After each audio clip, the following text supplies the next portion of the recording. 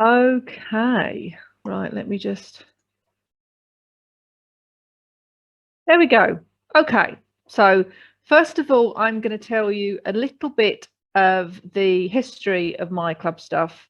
Then we're going to talk about merchandising on demand, because I think this is possibly something that people maybe hear about, don't know what it is. So yeah, so you can see from my first slide, I'm going to tell you what, why, where, when, which, who, and how, all about merchandising on demand. Now, MyClubStuff, we're a husband and wife team, as you know, well, probably most people know. And we've been working in the business branding merchandise industry for about 20 years.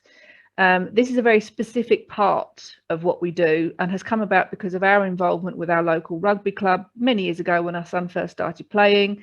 And the clubs, grassroots clubs especially, need a way to make money easily and without causing any extra work for the volunteers that are running these clubs usually. So that's a very, very, very potted history of how our involvement in doing this very specific thing has come about, because we took our experience, modern technology, and what we now do is provide merchandising on demand for clubs, charities, that kind of organisation, so they can sell their own products without having to buy any stock up front. We process all the orders for them and we ship them straight to their buyer. So that's how this came about. So what I'm going to tell you is how you can use merchandising on demand to create your own range of custom-made merchandise, again, without having to buy any stock up front or even manage any orders, because that's how this is done. I'll tell you what it is, why you might want to use it, and possibly the most important questions of all, how do you make money and how do I get started? So first of all, what is merchandising on demand? Or maybe you've heard the phrase print on demand, or maybe you've heard supply on demand or supply to order, because they're all basically the same thing. It's a business model where you outsource the manufacturing and shipping of your own merchandise orders to a third-party supplier. You sell the products, which are then made only once they have been sold, and they are then shipped direct to your buyer. Possibly some people might think of the phrase drop shipping. If that's something you've heard before, that you think that's what this is, it's similar in some respects. Drop shipping is usually third-party suppliers, and they're basically pulling a product off a shelf. The main difference with merchandising and print on demand, this is your own custom-made product. It's your designs, made to order for you. So it's not something that everybody else has got and it's specifically unique to you. So that's really the main difference there. But yes, it's the same thing. It's being made to order. So why have branded merchandise for your business? Well, that's probably a whole presentation in its own, to be honest. The benefits of using promotional merchandise or branded merchandise. First of all, there's recognizable branding. You as a brand, your business becomes its own brand when you've got your own merchandise. And when you have your own merchandise, I mean, I know we've got an example here of a Mums at Work mug. You can translate your own message, what it is you want to say with your merchandise, because you're picking it, you're picking what goes on it. Whatever your goals are for your business, you can use them in your merchandise. And of course, it raises brand awareness. People are walking around using your things with your logo on, using them, wearing them, whatever it is, and that really does raise awareness for your brand. Why use the on-demand method? I'm going to go into quite a bit of pros and cons in more detail later, but honestly, in simple terms, there's no stress, there's no risk, and there really isn't any extra work for you. So that's why I would suggest using on demand.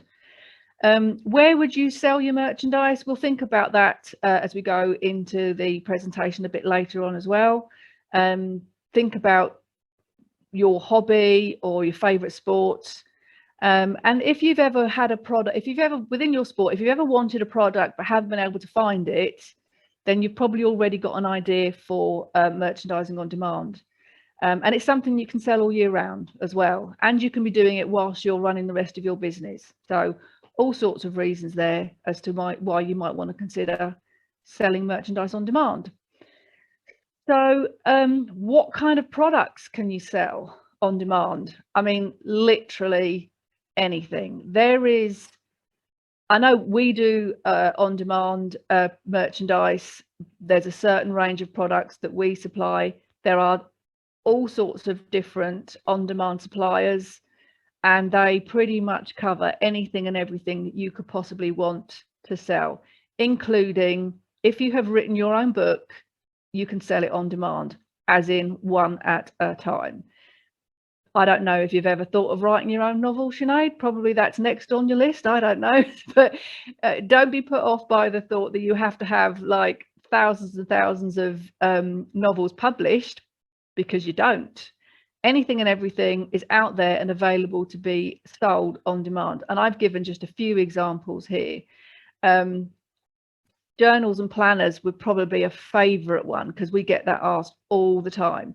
There are suppliers out there that will help you design your planner, print your planner, and even put it onto the likes of Amazon and help you sell it as well. So they are all out there.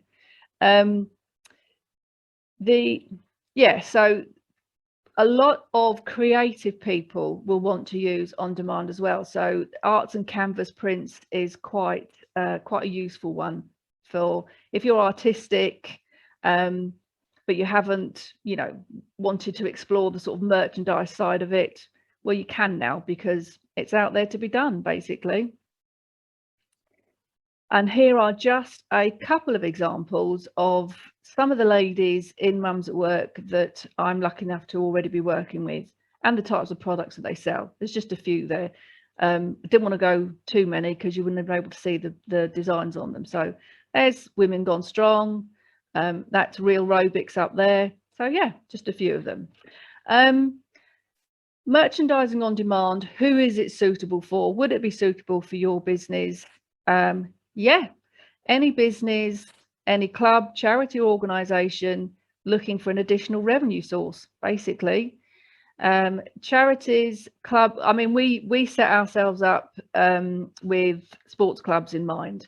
But since lockdown, when people were looking to get online, they wanted to get online quickly, and they wanted to do it in a cost-effective way without putting too much cash at risk.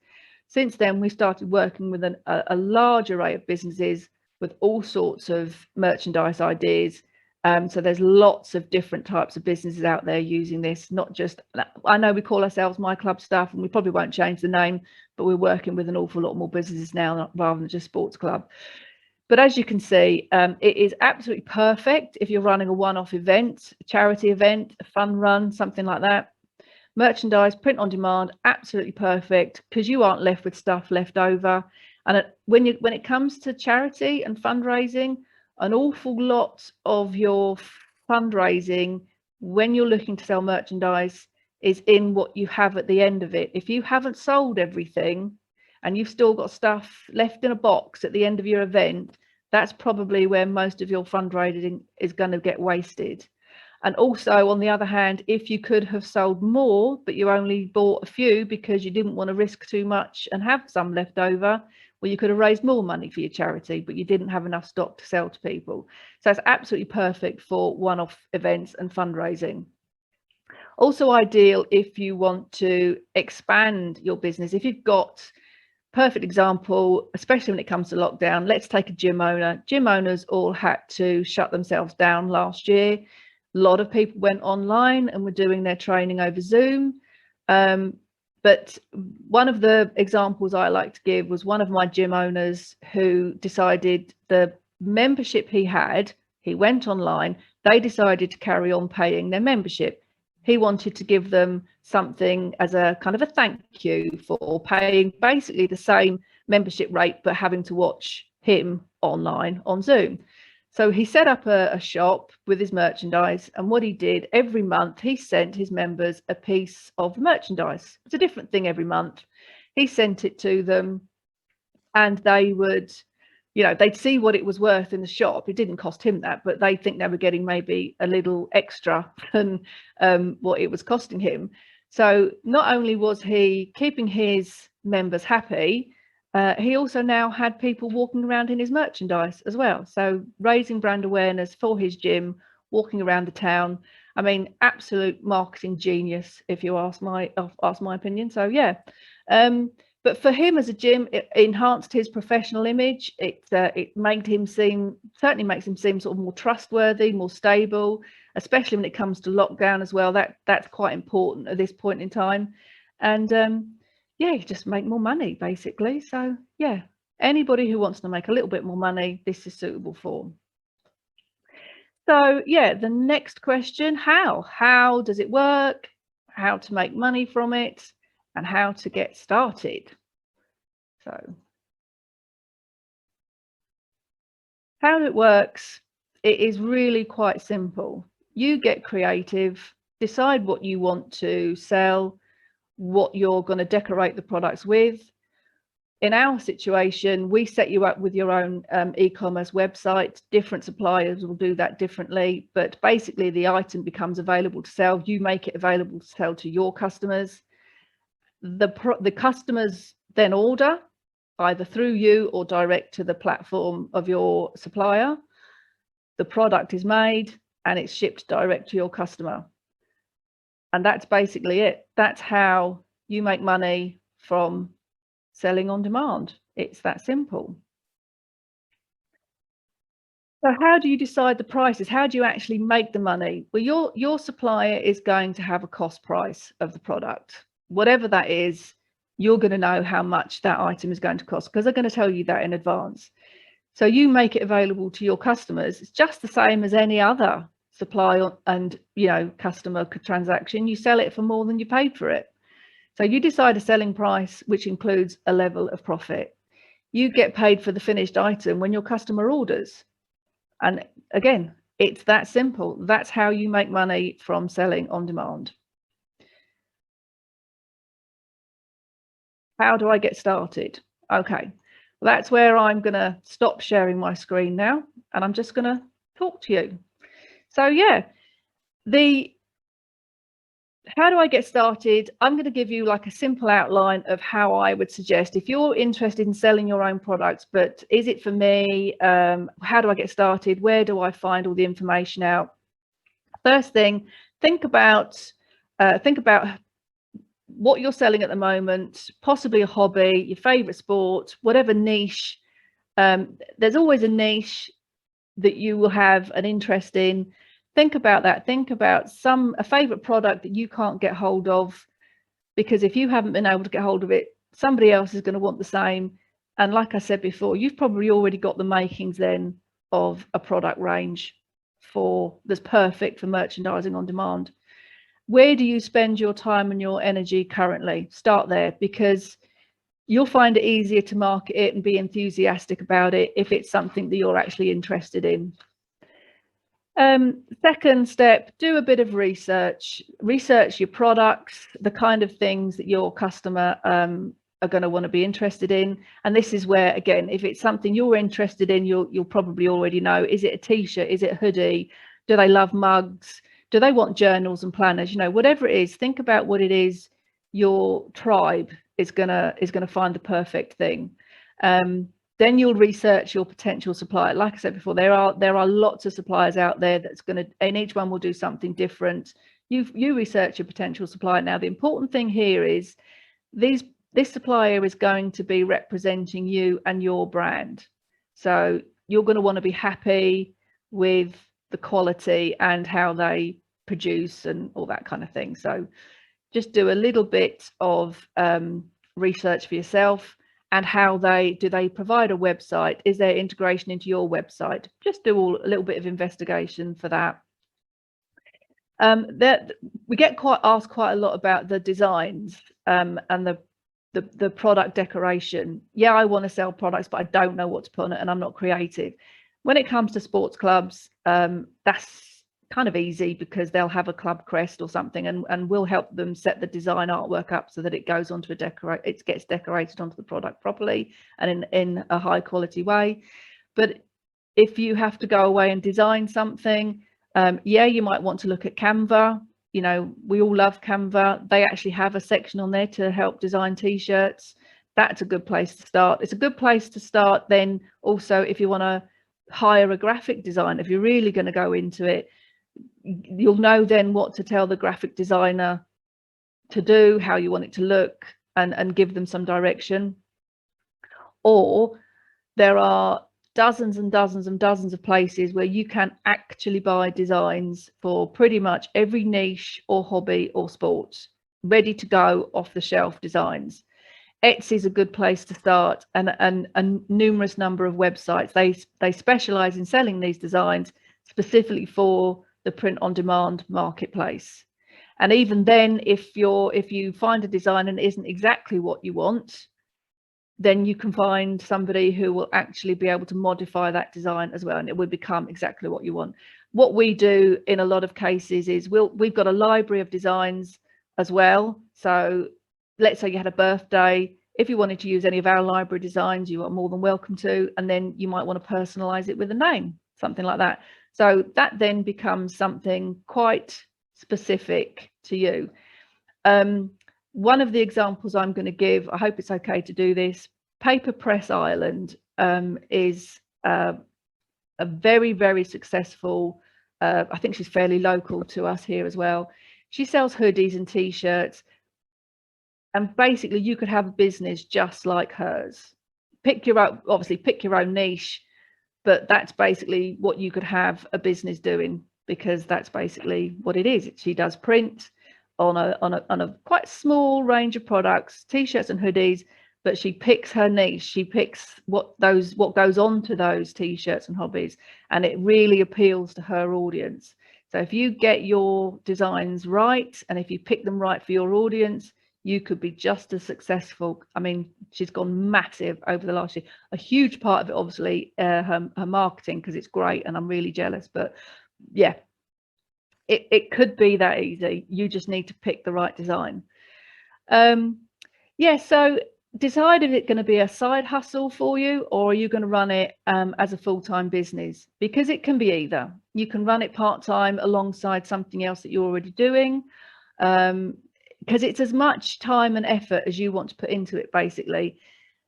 Where would you sell them? Amazon, Etsy, eBay are absolutely full of these types of sellers. If you haven't heard of it, Merch by Amazon is basically on-demand printing. There are sellers that upload their designs, nothing else. They just put a mock-up of a design onto the Amazon platform. The buyer buys it from Amazon, and Amazon then prints it. That's exactly what Merch by Amazon is. So you just go straight to Amazon. You don't even have to bother sourcing t-shirts, sourcing the print supplier. Just go straight to Amazon. She's got the marketplace there as well. Obviously, you're going to have to decide what your profit level is going to be, because they're going to charge you quite a bit for it. So you have to decide what your sales price is going to be. But yeah, you can do that. There's lots of people doing that completely full time and never touch a product the whole time they are selling. And my last piece of advice: have fun with it, because you're going to need to be the one promoting this and marketing it. Whatever your niche, whatever you've decided to do with it, have fun with it, because then that will come across and you'll find it easier to find the designs that you want and the products that you want to sell. You'll enjoy making the sales then. So just in the interest of being completely transparent, there are definitely pros and cons to doing merchandising on demand as opposed to the traditional way, which is get your funds, buy a big box of stock, and then have it available on a shelf ready for when you sell it. Definitely pros and cons to that, and I'm just going to run through a few. First of all, the pros.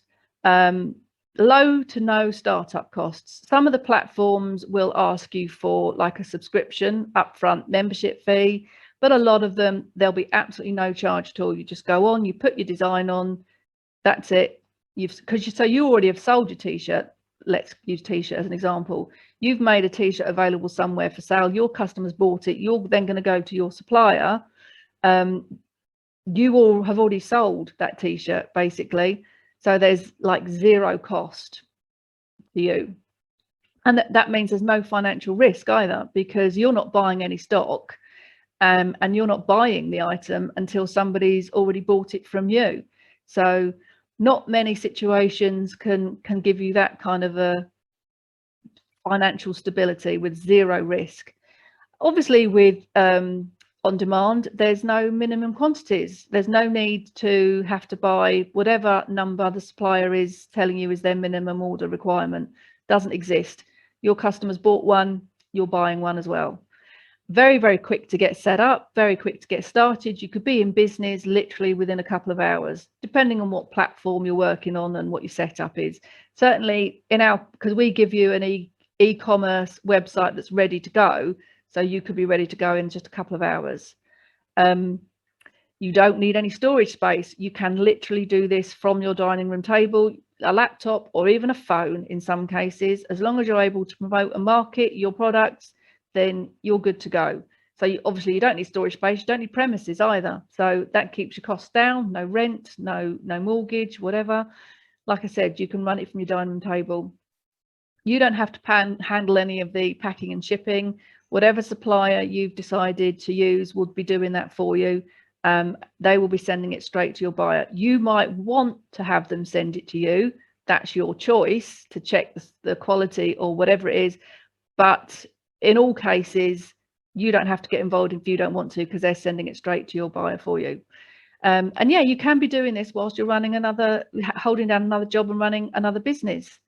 The other advantage is flexibility. You can change designs, you can change products, you can try something out, see if your customers like it. If they don't like it, do something else.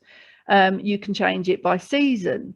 You can be so flexible with this, because you haven't invested hundreds of pounds in stock that you now have to sell, and then you don't get involved in having to sell it off cheaply and all those other things. Literally be so flexible. Let's try this weekend. Absolute classic at the minute. You've probably seen them all over the place. Lots of England football shirts are out there at the moment, because lots of on-demand sellers are basically just putting them up for the next few days. If they sell them, they sell them. If they don't, or if England don't get through, I don't know, may or may not have got through by now. If they don't, doesn't matter. They haven't lost anything. Perfect when you think about it.